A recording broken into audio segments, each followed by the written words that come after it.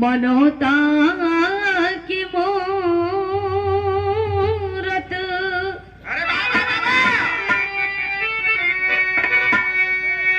जगत जन्मदायिनी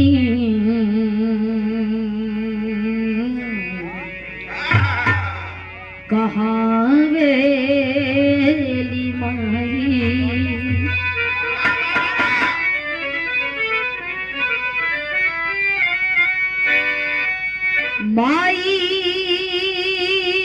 माई से अबीरल जग में कोई नहीं है।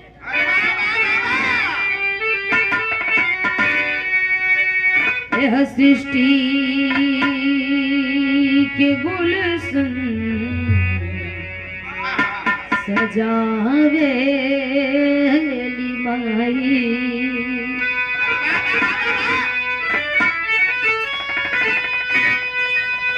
उस देवी को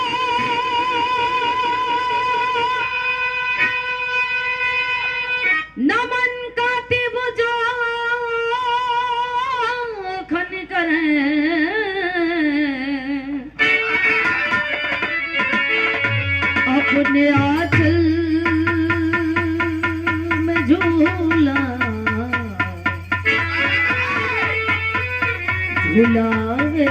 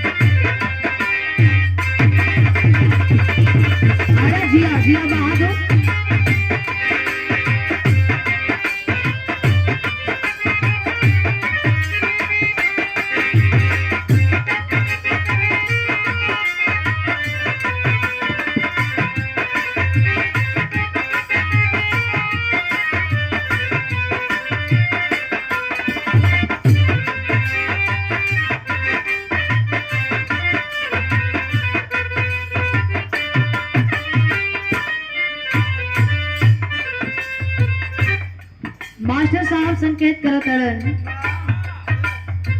कौनो गीत बा जमाने के गीत बा उस जमाना रहल जब कुल गीतन के लोग बड़ी प्यार से बड़ी भाव से सुने। आज के भी जमाना बा लोग कहता भोजपुरी अनर्गल होता अश्लील होता अश्लीलता फैलावल जाता। इहो कहावत सच्चाई है कि तालाब में एगो मछली सारा मछली के गंदा कर देवे लेकिन ये सच्चाई है सही बात है कि पूरा धरातल पर एक जगह का पानी खर्चा हो जाए तो सगरों का पानी खर्चाए ना हो। आज भोजपुरी के लोग कहता कि अश्लीलता होता टे बा कुछ लोग अश्लीलता फैलावे में लागल बा लेकिन का करबा उन लोगन के वही से चलता तो चले दा जेकर जैसे चलता वैसे चले। बारात में काफी लोग गइलन डांस वांस लोग कैलन बाजा बाजल डीजे बाजल कितना लोग तो खाली भीड़ जुटावे आवेलन पानी वानी पी के खाना वाना खा के कितना जानी बनेरी तक यहाँ एक बाद गाड़ी कौन पहले निकलत या निकल ली है देखते संकेत बका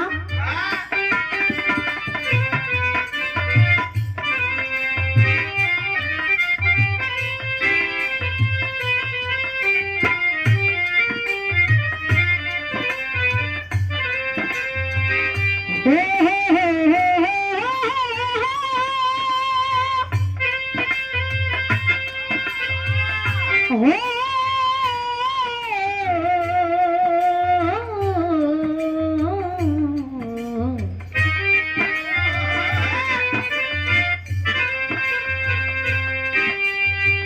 भोली बिसरी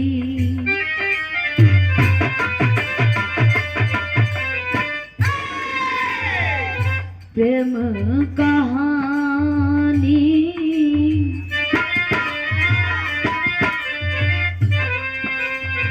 लेकिन यही के भोजपुरी के कलाकार गौले बड़ा का गौलन भैया आर्य जे काजा के जननी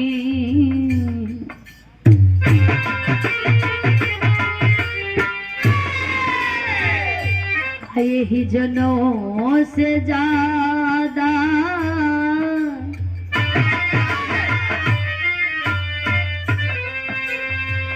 जे करा के जननी जनों से ज्यादा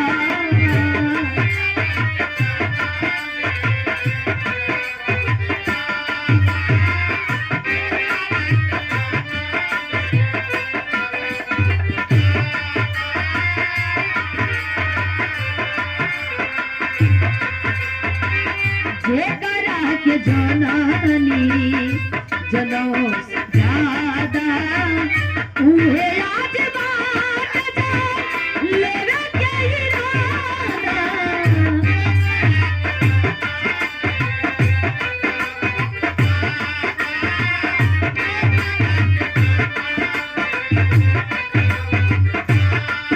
उहे आज बात लेवे के इरादा